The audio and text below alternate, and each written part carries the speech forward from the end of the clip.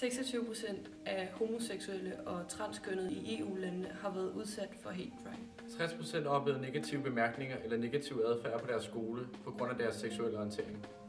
50% er blevet udsat for diskrimination. Rusland har netop vedtaget en lov, der forbyder enhver form for oplysning om homoseksualitet. I lande som Litauen, Ukraine, Rusland og Serbien forsøger regeringer at forbyde lovlige prides. Den netop vedtaget lov i Rusland er et forbud mod at promovere propaganda for ikke-traditionelle seksuelle præferencer til mindreårige. Amnesty har brug for din hjælp til at lægge pres på myndighederne, der diskriminerer utraditionel seksuel adfærd. Min hjælp? Ja, Silas, din hjælp. Kunne du ikke godt tænke dig at gøre en forskel?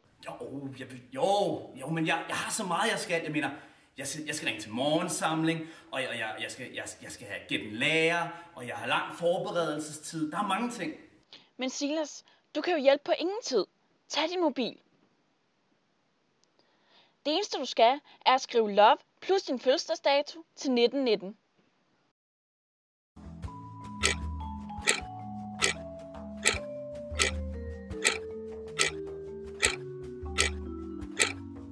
Sådan.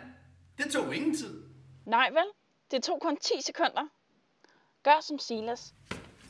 Send love plus din fødselsdato til 1919 og hjælp Amnesty med at stoppe diskriminationen.